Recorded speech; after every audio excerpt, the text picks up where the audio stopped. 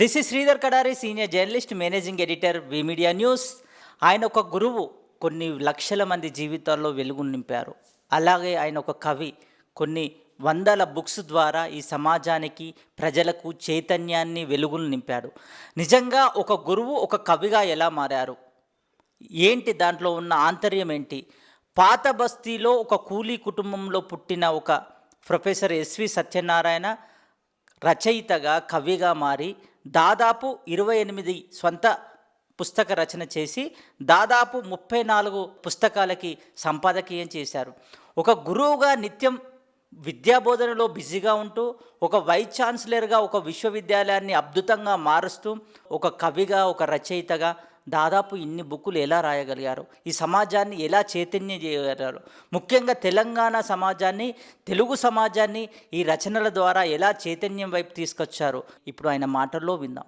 బోధన, సృజన ఈ రెండు కళ్ళ వంటివి నాకు.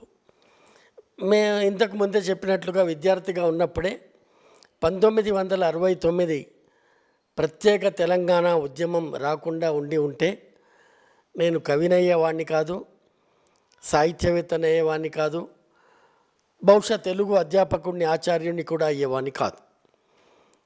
ఎందుకంటే నేను డిగ్రీ చదివింది సైన్స్, బీఎస్సీ చదివాను. నేను తెలంగాణ ఉద్యమంలో పాటలు పాడుతూ వేదికల పైన తెలంగాణ పైన అనురక్తిని, ప్రేమను ప్రదర్శించిన నేను తర్వాత క్రమంగా అభ్యుదయ రచయితల సంఘంతో, అభ్యుదయ సాహిత్యోద్యమంతో పెనవేసుకొని ఒకవైపు అభ్యుదయ గీతాలు రాస్తూనే యవ్వనంలో ఉన్నాను కాబట్టి ప్రేమ గీతాలు కూడా రాశాను. సుప్రభాత సమయంబున అరుణారుణ కాంతియందు సువిశాలపు ప్రకృతిలో సస్య పరిమళమునందు నువ్వే కనిపించినావు, కనువిందు నరించినావు.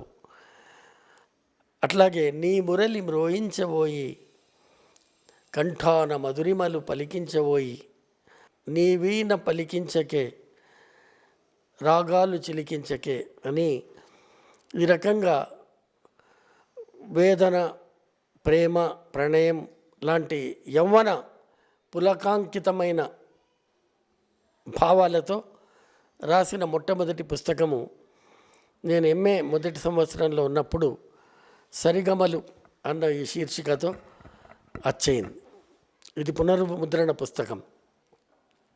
దీనిలో అన్ని లలితమైన గేయాలు ఉన్నాయి. అట్లాగే కొన్ని జానపద, యాడికెళ్ళి దెత్తునే 50 రూపాయలు, వెళ్ళి యాడికెళ్ళి దెత్తునే 50 రూపాయలు, సైన్మా చూడాలన్నా, సర్కస్కు పోవాలన్నా, నీ ఎంట కలిసి నేను నీ మాషు చూడాలన్నా, నేను యాడికెళ్ళి తెత్తునే 50 రూపాయలు, బిడ్డ ఇడం పెడితే చుట్టాలు ఇంటికొస్తే, బిర్యానీ వండిపిస్తే చుట్టాల ఖదరు చేస్తే, నేను యాడికెళ్ళి తెత్తునే, కళ్ళు నీళ్లు దాగాలన్న కళ్ళల్లో నీళ్లు బుట్టే అనే పాటలు ఇట్లాంటివి ఈ సరిగమలు పుస్తకంలో ఉన్నాయి. ఇలా ప్రేమ గీతాలు ఒకవైపున రాస్తూనే మరోవైపున ఉద్రేకపూరితమైన అభ్యుదయ గీతాలు కూడా. ఆవేదన లేని కవిత, ఆందోళన లేని కవిత, ఆవేశము లేని కవిత వినదు వినదు వీర యువత. మన కవిత సమాజ చలనాలకు దర్పణం కావాలి, మన కవిత గోడల మీద నినాదం కావాలి, మన కవిత పత్రికలకు పతాక శీర్షిక కావాలి, మన కవిత కరపత్రాలకు కరదీపిక కావాలి. లాంటి భావోద్వేగంతో కూడిన పాటలు. చూసుకో బాయ్స్కోప్ బొమ్ముంది చూసుకో, ఆజాది దొరికినాక మారిన దేశము చూడు, నల్ల డబ్బు తెల్ల టోపి సల్లని ఆ స్వామి చూడు, చూసుకో చూసుకో లాంటి పాటలు, అభ్యుదయ ప్రబోధాత్మక గేయాలు ఇవి రాయడం జరిగింది. వాటన్నింటిని కలిపి 1982లో ఉద్యమం అన్న ఒక ఉద్యమ గీతాల సంపుటి ప్రకటించడం జరిగింది. 82లో ఉద్యమం అనే పేరుతో ఉద్యమ గీతాలు. ఇందులో ఉన్న పాటని నేను ఇందాక చెప్పినట్లు ప్రజాశక్తి సినిమాలో అంబరావే జగదంబరావే, నల్ల డబ్బు పోగు చేసి నైవేద్యం పెట్టినాము, చీకటి బేరాలు పెట్టి శివపూజలు చేసినాము, అంబరావే జగదంబరావే, మా బాధలు తీరిస్తే మేకలు బలి ఇస్తామమ్మ, అండగా నువ్వు ఉంటే చాలు అంతా మింగేస్తామమ్మ అని ఇట్లాంటివి రాసినవన్నీ ఉద్యమం అనే పుస్తకం వచ్చింది 82లో. ఆ తర్వాత 1987లో రేఖా చిత్రాలు అని కొందరు తెలుగు సాహిత్య ప్రముఖులపై రాసిన పుస్తకం ఒకటి వచ్చింది. ఆ తర్వాత గొప్పవారి జీవితాలు ఈ తరానికి తెలియజేయాలనే ఉద్దేశంతో అవిశ్రాంత పోరాట యోధుడు తమ్మారెడ్డి అని ఆయన జీవిత చరిత్ర, అట్లాగే ప్రజల మనిషి ధర్మభిక్షం జీవిత చరిత్ర, మగ్దూమ్ మొయ్యుద్దీన్ జీవిత చరిత్ర, వైవి కృష్ణారావు గారి విశిష్ట సంచిక రైతు ఉద్యమ నాయకుడు ప్రత్యేక సంచిక, తెలంగాణ వీరనారి ఆరుట్ల కమలాదేవి గారి జీవితం పైన ఒక ప్రత్యేక సంచిక, నేను నా జీవన సహచరి కందిమల భారతి సంయుక్త సంపాదకత్వంలో ఆరుట్ల కమలాదేవి జీవితం మీద ఒకటి, అట్లాగే యార్లగడ్డ భాగ్యవతి జీవిత చరిత్ర, ఇవి జీవిత చరిత్రలు. అట్లాగే సాహిత్య పరిశోధన వ్యాసాల పుస్తకాలు. నా పరిశోధన గ్రంథం పిహెచ్డి సిద్ధాంత గ్రంథం తెలుగులో ఉద్యమ గీతాలు, ఇది 1991లో మొదటి ముద్రణ పొందింది. తర్వాత గత సంవత్సరమే పునర్ముద్రణ కూడా పొందింది. కాపీలు అయిపోయినాయి. మధ్యలో ఒక పునర్ముద్రణ 1998లో వచ్చింది. 3వ ముద్రణ కూడా వచ్చింది. తెలుగులో ఉద్యమ గీతాలు, రేఖా చిత్రాలు అని చెప్పాను. ఆలోచన అని ఒక పుస్తకం వచ్చింది. అట్లాగే దృక్పథాలు అనే సాహిత్య దృక్పథాల మీద ఒక పుస్తకము, విశ్లేషణ అనే పేరుతో ఒక పుస్తకము. అట్లాగే 1998లో తెలంగాణ సాయుధ పోరాట స్వర్ణోత్సవాల సందర్భంగా 50 ఏండ్లు పూర్తయిన సందర్భంగా తూర్పుగోదావరి జిల్లా రామచంద్రాపురం వారు నన్ను పిలిచి చెలికాని రామారావు స్మారక అవార్డు ఇచ్చి, చెలికాని రామారావు స్మారక ప్రసంగము తెలంగాణ సాయుధ పోరాట సాహిత్యం పైన మాట్లాడించారు. 1 గంట సేపు ఉద్వేగభరితంగా అసలు సాయుధ పోరాటం ఎందుకు జరిగింది, నిజాం నిరంకుశ పరిపాలన ఎలా ఉండేది, భూస్వాముల దోపిడీ ఎట్లా ఉండేది, ప్రజలు ఎట్లా ఆంధ్ర మహాసభ నాయకత్వాన తిరుగుబాటు చేశారు, ఆ పోరాటంలో పాటలు ఎట్లా వచ్చినాయి, కళారూపాలు ఎట్లా వచ్చినాయి, ఇదంతా మాట్లాడడం జరిగింది. ఆ మాట్లాడిన మొత్తం ప్రసంగ పాఠాన్ని రామచంద్రాపురం తూర్పుగోదావరి జిల్లా వారు చెలికాని రామారావు ట్రస్ట్ పేరుతో తెలంగాణ సాయుధ పోరాట సాహిత్యం అనే ఒక చిన్న పుస్తకాన్ని ప్రచురించడం జరిగింది. దాన్ని మరింత విస్తృతపరిచి తెలంగాణ విమోచనోద్యమం సాహిత్యం అన్న ఒక పుస్తకాన్ని నేను వేయడం జరిగింది. ఈ పుస్తకాన్ని తెలంగాణ రాష్ట్రం ఏర్పడిన తర్వాత ఏర్పాటైన తెలంగాణ పబ్లిక్ సర్వీస్ కమిషన్ వారు రిఫరెన్స్ పుస్తకాల జాబితాలో నేను రాసిన తెలంగాణ విమోచనోద్యమం సాహిత్యం పుస్తకాన్ని చేర్చడం జరిగింది. అట్లాగే ఇక్కడ డిగ్రీ కళాశాల అధ్యాపకులకి ఉస్మానియా విశ్వవిద్యాలయం అకాడమిక్ స్టాఫ్ కాలేజీలో పునశ్చరణ తరగతులు నిర్వహించాం. ఆ పునశ్చరణ తరగతులకి అందరు విప్లవకారులందరినీ, ఉద్యమకారులందరినీ, ఆయా ప్రక్రియల్లో పనిచేస్తున్న వాళ్ళందరినీ పిలిపించాం. వాళ్ళ చేత పాఠాలు చెప్పించాం. ఆ ప్రసంగ పాఠాలన్నీ కలిపి తెలుగు అకాడమీ ద్వారా ఆధునిక తెలుగు సాహిత్యం ప్రక్రియలు ధోరణులు అనే పేరుతో ఒక పుస్తకం వేయడం జరిగింది. ఆధునిక సాహిత్య ప్రక్రియలపైన నేను సొంతంగా ఒక పుస్తకం రాయడం జరిగింది. అట్లాగే కవిత్వం విషయానికి వస్తే ఉద్యమం అన్న పాటల పుస్తకం తర్వాత జీవజ్వాల అనే పేరుతో ఒక కవితల సంపుటి, యుద్ధం జరుగుతూనే ఉంది అనే పేరుతో ఒక కవితల సంపుటి, జీవితం ఒక ఉద్యమం అనే ఒక కవితల సంపుటి ఇది ప్రచురించడం జరిగింది. ఈ జీవితం ఒక ఉద్యమం అనే కవితల సంపుటికి తెలుగు విశ్వవిద్యాలయం ఉత్తమ కవితా పురస్కారాన్ని అందించినారు. దీన్నే మిత్రుడు శ్యామ్ సుందర్ జీవన్ ఏక్ సంఘర్ష్ అనే పేరుతో అనువాదం చేశారు. అట్లాగే Swathi Sripada life is a moment అనే పేరుతో దీన్ని ఒక ఆంగ్ల అనువాదం చేయడం కూడా జరిగింది. పుట్టి పెరిగిన మట్టి గోడల ఇంటినే కవర్ పేజీగా వేయడం జరిగింది. ఇవి మట్టి గోడలు, ఇది నేను పుట్టి పెరిగిన ప్రాంతం, దాన్నే ముఖ చిత్రంగా వేయడం జరిగింది. అట్లాగే ఈ కవిత్వానికి సంబంధించి ఇకపోతే 1990 దశకంలో స్త్రీవాదము, దళితవాదము చాలా ఉధృతంగా వీస్తున్న గాలులలాగా తెలుగు సాహిత్యాన్ని ప్రభావితం చేస్తున్నప్పుడు అనేక పత్రికల్లో వాటిపైన చర్చలు జరిగాయి. అనుకూలంగా జరిగినాయి, ప్రతికూలంగాను. కాబట్టి ఈ స్త్రీవాదంపై వచ్చిన వాద వివాదాలన్నింటినీ స్త్రీవాద వివాదాలని ఒక పుస్తకంగా, దళిత సాహిత్యంపై వచ్చిన వాద వివాదాలను దళితవాద వివాదాలను ఒక పుస్తకం వేయడం జరిగింది. అట్లాగే సుప్రసిద్ధ కవి గుర్రం జాషువా శత జయంతి ఉత్సవాల సందర్భంగా జాషువా సాహిత్య ప్రస్థానం అన్న ఒక పుస్తకానికి సంపాదకత్వం వహించి వెలువరించాను. ఆ పుస్తకం కాపీలు అయిపోతే దాన్ని మళ్ళీ 2013లో పునర్ముద్రణ పొందడం కూడా జరిగింది. అట్లాగే సురవరం ప్రతాపరెడ్డి గారిపై జన చైతన్య దీపం సురవరం అనే పేరుతో చక్రవర్తుల రాఘవాచారి గారు ప్రధాన సంపాదకులుగా, నేను సహసంపాదకుడిగా ఉండి సురవరం ప్రతాపరెడ్డి గారి జీవితం పైన ఒక పుస్తకాన్ని ఎడిట్ చేయడం జరిగింది. ఇది కాకుండా 1990 నుంచి 2000 మధ్య కాలంలో వివిధ పత్రికల్లో వచ్చిన గొప్ప కవితల్ని 150కి పైగా కవితల్ని సేకరించి కవితా దశాబ్ది అనే పేరుతో నేను పెన్నా శివరామకృష్ణ కలిసి ఒక పుస్తకం వేశాము. అట్లాగే 2001 నుంచి 2010 దాకా ఈ దశాబ్ద కాలంలో వచ్చిన ఉత్తమ కవితలను ఏరి దశాబ్ది కవిత అనే పేరుతో మరొక సంకలనం వేయడం జరిగింది. అట్లాగే ప్రపంచీకరణ ఎట్లా తెలుగు జాతి జీవితాలను ప్రభావితం చేస్తుంది, మానవ సంబంధాలు ఎట్లా విచ్ఛిన్నమైపోతున్నాయి, మానవ విలువలు ఎట్లా పతనమైపోతున్నాయి, వీటన్నింటిని చిత్రిస్తూ గొప్ప కవులు రచయితలు రాసిన మంచి కథలతో గ్లోబలైజేషన్ కథలు అనే పేరుతో ఒక పుస్తకాన్ని ఎడిట్ చేయడం జరిగింది. అట్లాగే కవితలు పాటలను ఏరి ప్రపంచీకరణ ప్రతిధ్వని అనే పేరుతో ఒక పుస్తకం వేశాను. ఈ గ్లోబలైజేషన్ కథలు అనే పుస్తకం మీద కేంద్రీయ విశ్వవిద్యాలయంలో ఒక ఎంఫిల్ పరిశోధన జరిగింది. అట్లాగే విద్యుత్ ఉద్యమం 20 ఏళ్ల కింద తెలుగు ప్రాంతాలను కుదిపేసిన ఉద్యమం విద్యుత్ ఉద్యమం.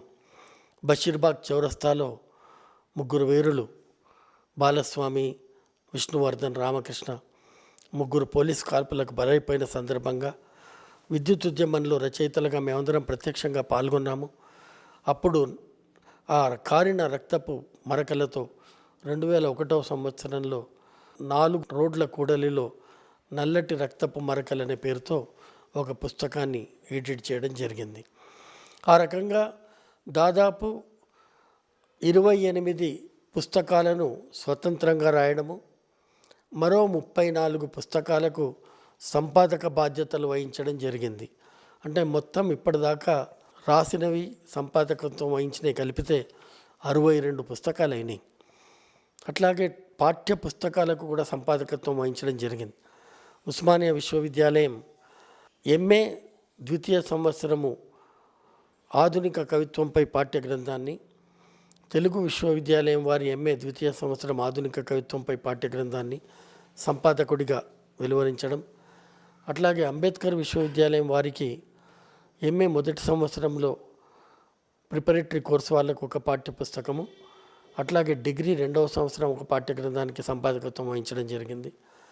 ఓపెన్ స్కూల్ సిస్టమ్ వారు హయ్యర్ సెకండరీ లెవెల్ విద్యార్థులకి, అంటే ఇంటర్మీడియట్ సమానమైన 11th 12th క్లాస్ విద్యార్థులకు కలిపి తెలుగు పాఠ్య పుస్తకాన్ని ఒకదాన్ని రూపొందించారు. దానికి కూడా నేను సంపాదకుడిగా పాఠ్య గ్రంథ రచయితగా ఉండి వెలువరించడం జరిగింది. నల్గొండ మహాత్మా గాంధీ విశ్వవిద్యాలయం వారు రూపొందించిన బిఏ 2వ సంవత్సరం పాఠ్య గ్రంథానికి నేను ఎడిటర్గా బాధ్యతలు నిర్వహించడం జరిగింది. అట్లాగే ఆంధ్ర విశ్వవిద్యాలయం, కృష్ణదేవరాయ విశ్వవిద్యాలయం వారు వెలువరించిన పుస్తకాలలో పాఠ్య గ్రంథ రచయితలుగా ఉన్నాను. పాఠ్య ప్రణాళికా మండలి సభ్యుడిగా ఉన్నాను. కృష్ణదేవరాయ యూనివర్సిటీకి, తెలుగు యూనివర్సిటీకి, తెలుగు విశ్వవిద్యాలయం అకాడమిక్ సెనెట్ సభ్యుడిగా కూడా బాధ్యతలు నిర్వహించాను వీసీ కాకముందు. ఒకసారి నంది అవార్డు కమిటీ సభ్యుడిగా, ఎంపిక కమిటీ సభ్యుడిగా కూడా ఉన్నాను. ఉమ్మడి ఆంధ్రప్రదేశ్ రాష్ట్రంలో ఏబీకే ప్రసాద్ గారు చైర్మన్గా ఉన్నప్పుడు అధికార భాషా సంఘం వారు తయారు చేసిన పదకోశ నిర్మాణ కమిటీ సభ్యుడిగా కూడా ఉన్నాను. పదకోశ నిర్మాణ కమిటీ సభ్యుడిగా ఉండి ఈ న్యాయ పదకోశము, విద్యా పదకోశము, పరిపాలన పదకోశం లాంటి అనేక పదకోశాలను మేము ఒక 3-4 కలిసి రూపొందించడం జరిగింది. తెలంగాణ 1,00,000 పదాలు ధ్యేయంగా పెట్టుకొని సేకరించి ఒక 30,000 పదాలతో తెలంగాణ వ్యవహార పదకోశాన్ని కూడా నిర్మించడం జరిగింది. ఈ రకంగా పదకోశాల నిర్మాణము, పాఠ్య పుస్తకాల సంపాదకత్వము, మహనీయుల జీవిత చరిత్రల రచన, దశాబ్ది కవిత, శతాబ్ది కవిత పుస్తకాలు, గ్లోబలైజేషన్ కథలు, ప్రపంచీకరణ ప్రతిధ్వని లాంటి పుస్తకాలు వెలువరించడం జరిగింది.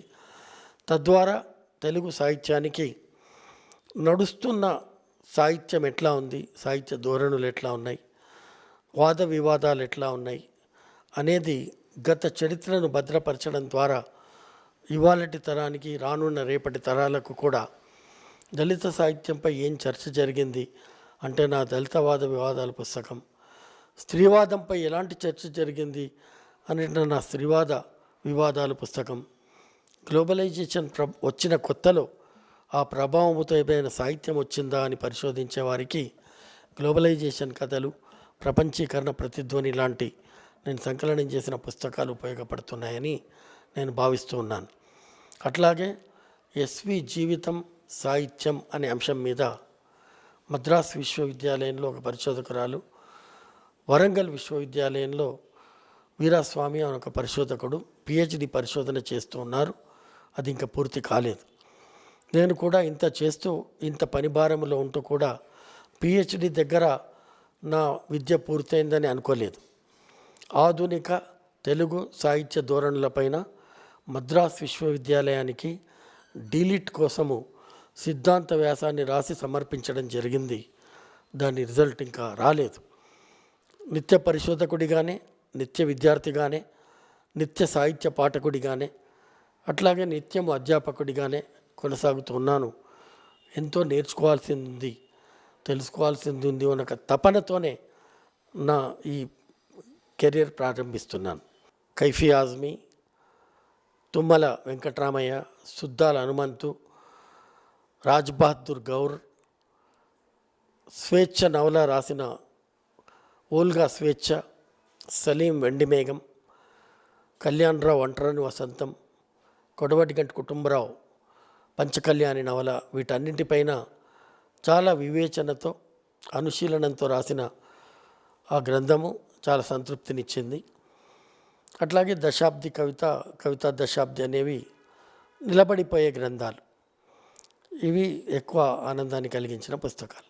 రెండు సమానమైనవి. సృజనాత్మక రచయితగా, ఉపాధ్యాయుడిగా, ఈ రెండు ఇంతకుముందే ఒకసారి చెప్పినట్లు నాకు రెండు కండ్ల వంటివి. ఒకటి ఎక్కువ, ఒకటి తక్కువ కాదు. పాఠము బోధిస్తున్నప్పుడు ఆ విద్యార్థుల కళ్ళల్లో మెరిసే మెరుపు, వాళ్ళు చూపెట్టే ఆసక్తి, వారు ఆ ప్రభావానికి లోనవుతున్నట్లు కనిపించే ఆ గమనింపు ఎంత సంతృప్తినిస్తుందో, నేను రాసిన కవిత్వాన్ని చదువుతున్నప్పుడు, నేను రాసిన పాటను ప్రజానాట్య మండలి కళాకారులు పాడుతున్నప్పుడు శ్రోతల్లో, ప్రేక్షకుల్లో వస్తున్న అనుభూతి కూడా అంతే సంతృప్తినిస్తుంది. నా అదృష్టం ఏమిటంటే నన్ను ప్రేమించిన గురువులు దొరికారు, నన్ను అభిమానించే శిష్యులు దొరికారు, నన్ను గౌరవించే కుటుంబం దొరికింది, నన్ను ప్రేమించే మిత్రులు దొరికారు.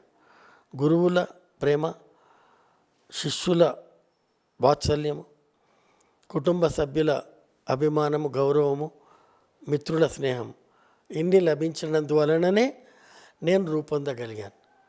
శూన్యం నుంచి రాలేదు. వీటన్నింటి ప్రభావాల ద్వారా ఎస్వి సత్యనారాయణ అనబడే ఒక వ్యక్తి రూపొందినాడని నా వ్యక్తిత్వ రూపకల్పనలో తెలుస్తుంది.